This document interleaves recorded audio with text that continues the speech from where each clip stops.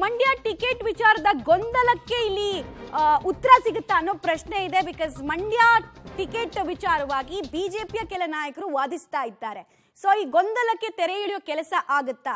JDS ನವರು ಈಗ ಹೇಳ್ತಾ ಇದ್ದಾರೆ, ನಾವು ಮೈತ್ರಿ ಮಾಡ್ಕೊಂಡಿದ್ದು ಯಾವ್ದಕ್ಕೆ? ನಿಮಗೂ ಲಾಭ ಆಗ್ಬೇಕು, ನಮಗೂ ಲಾಭ ಆಗ್ಬೇಕು. ನಮ್ಮ ಅಸ್ತಿತ್ವ, ನಮ್ಮ ಬೇರುಗಳು ಎಲ್ಲಿ ಗಟ್ಟಿಯಾಗಿದೆಯೋ ಅಲ್ಲಿ ನಮಗೆ ಸೀಟನ್ನು ಬಿಟ್ಕೊಡ್ಬೇಕಾಗಿರೋದು ಮೈತ್ರಿ ಧರ್ಮ. ಇಲ್ಲಾಂದ್ರೆ ಮೈತ್ರಿ ಮಾಡ್ಕೊಂಡು ಏನ್ ಪ್ರಯೋಜನ ಅನ್ನೋದು ಜೆಡಿಎಸ್ ನಾಯಕರ ವಾದ. ಬಿಜೆಪಿ ನಾಯಕರು ಹೇಳ್ತಿರೋದು, ನಾವು ಫೈಟ್ ಕೊಡ್ತಾ ಇದೀವಿ, ನಮ್ಮ ಮತಗಳಿಕೆ ವರ್ಷದಿಂದ ವರ್ಷಕ್ಕೆ ಹೆಚ್ಚಾಗ್ತಾ ಇದೆ ಅನ್ನೋದು ಇವರ ವಾದ. ಸೊ ಇದನ್ನ ಹೇಗೆ ಸರಿಪಡಿಸ್ತಾರೆ ಅನ್ನೋದು ಪ್ರಶ್ನೆ. ಡೀಟೇಲ್ಸ್ ಕೊಡ್ತಾರೆ ಕೆಪಿ ನಾಗರಾಜ್. ಇಲ್ಲಿ ಜೆಡಿಎಸ್ ನಾಯಕರು ಇಡ್ತಾ ಇರುವಂತಹ ಒಂದೇ ಪ್ರಶ್ನೆ, ಮೈತ್ರಿ ಧರ್ಮ ಫಾಲೋ ಆಗ್ಬೇಕು, ಮೈತ್ರಿಗೆ ಒಂದು ಅರ್ಥ ಬರಬೇಕು ಅಂದ್ರೆ ನಮ್ಮ ಬೇರುಗಳು ಎಲ್ಲಿ ಗಟ್ಟಿಯಾಗಿದೆಯೋ ಅಲ್ಲಿ ನಮಗೆ ಟಿಕೆಟ್ ಕೊಡೋದ್ರಲ್ಲಿ ಒಂದು ಅರ್ಥ ಇದೆ. ಮಂಡ್ಯನೇ ನಿಮಗೆ ಕೊಟ್ಟು, ಹಾಸನ ನಿಮಗೆ ಕೊಟ್ಟು ನಾವೆಲ್ಲಿ ಬೆಳಗಾವಿಯಲ್ಲಿ ಸ್ಪರ್ಧೆ ಮಾಡೋಕ್ಕಾಗತ್ತಾ ಅಂತ ಒಂದು ಪ್ರಶ್ನೆಯನ್ನು ಎತ್ತುತ್ತಾ ಇದ್ದಾರೆ. ಈ ಪ್ರಶ್ನೆಗೆ ಉತ್ತರ ಕಂಡುಕೊಳ್ಳುವಲ್ಲಿ ಈ ಸಭೆ ಉತ್ತರದಾಯಿತ್ವ ಕೊಡುತ್ತಾ ಅನ್ನೋದು ಪ್ರಶ್ನೆ ಇಲ್ಲಿ. ನಾನು ಆಗ್ಲೇ ಹೇಳ್ತಾ ಇದ್ದೆ, ಮೈತ್ರಿಯ ವಿಚಾರದಲ್ಲಿ ಗಂಟು ಕಗ್ಗಂಟು ಇರುವಂತಹದ್ದು ಈ ಹಳೆ ಮೈಸೂರು ಭಾಗದ ಈ ಒಂದು 2-3 ಕ್ಷೇತ್ರಗಳಲ್ಲಿ. ಯಾಕೆಂದರೆ ಈ ಭಾಗದಲ್ಲಿ JDSಗೆ ತನ್ನದೇ ಆದಂತಹ ಪ್ರಾಬಲ್ಯ ಇದೆ. BJPಗಿಂತಲೂ ಕೂಡ ಅತಿ ಹೆಚ್ಚಿನ ಸಂಖ್ಯೆಯ ಶಾಸಕರು JDSಗಿದ್ದಾರೆ. ಸಹಜವಾಗಿಯೇ ಮೈತ್ರಿ ಧರ್ಮದ ವಿಚಾರದಲ್ಲಿ ಸೀಟು ಹಂಚಿಕೆ ಸಂದರ್ಭದಲ್ಲಿ ಈ ಹಳೆ ಮೈಸೂರು ಭಾಗದ ಈ ಒಂದು 2-3 ಕ್ಷೇತ್ರಗಳನ್ನು ಅವರು ಬಿಗಿಯಾಗಿ ಪಟ್ಟಿಟ್ಕೊಳ್ಳುವಂಥದ್ದಂತೂ ಸ್ಪಷ್ಟ. ಪರಿಸ್ಥಿತಿ ಈಗಿದ್ರೂ ಕೂಡ BJP ಕೆಲವು ನಾಯಕರುಗಳು ಕೂಡ ಈಗಾಗಲೇ ಬಹಿರಂಗವಾಗಿ ಹೇಳ್ತಾ ಇದ್ದಾರೆ, ನಾವು ಈ ಕ್ಷೇತ್ರಗಳನ್ನ ಬಿಟ್ಕೊಡೋದಿಲ್ಲ ಅನ್ನುವಂಥದ್ದು.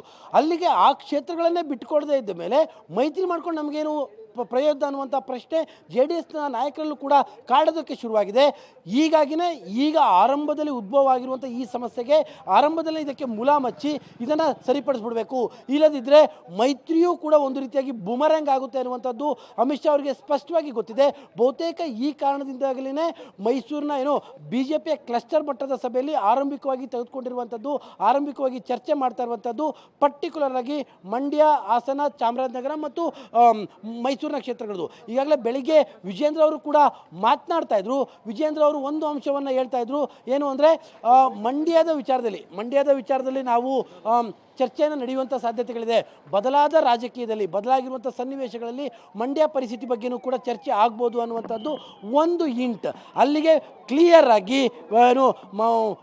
ಮಂಡ್ಯದ ವಿಚಾರ ಈ ಒಂದು ಭಾಗದಲ್ಲಿ ಚರ್ಚೆ ಆಗುವಂಥದ್ದು ಸ್ಪಷ್ಟವಾಗ್ತಾ ಇದೆ ಈಗಾಗಲೇ. ಯಾಕಂದರೆ ಪ್ರಮುಖವಾಗಿ BJPಯ ಪ್ರಮುಖವಾಗಿ ಎಕ್ಸ್ಪೆಷಲಿ ಎಕ್ಸೆಪ್ಟ್ ಯಡಿಯೂರಪ್ಪನವರೊಬ್ಬರನ್ನು ಹೊರತುಪಡಿಸಿದ್ರೆ ಉಳಿದಂತೆ ಬಹುತೇಕ ನಾಯಕರುಗಳು ಇವತ್ತಿನ ಮೀಟಿಂಗ್ನಲ್ಲಿದ್ದಾರೆ. ಅದು ಪ್ರಹ್ಲಾದ್ ಜೋಶಿ ಅವರು ಇರ್ಬೋದು, ಶ್ರೀರಾಮುಲು ಅವರು ಇರ್ಬೋದು, ಮತ್ತು ಬೇರೆ ಬೇರೆ ಅಶೋಕ್ ಅವರು ಇರ್ಬೋದು, ಎಲ್ಲರೂ ಕೂಡ ಈ ಒಂದು ಸಭೆಯಲ್ಲಿ ಭಾಗವಹಿಸಿರೋದ್ರಿಂದ ಮಹತ್ವಪೂರ್ಣವಾದಂಥ ಚರ್ಚೆ ಸಾಗ್ತಾ ಇದೆ. ಮಮತಾ. ಓಕೆ ಕೆಪಿ ನಾಗರಾಜ್, ಹಾಗೆ ಸಂಪರ್ಕ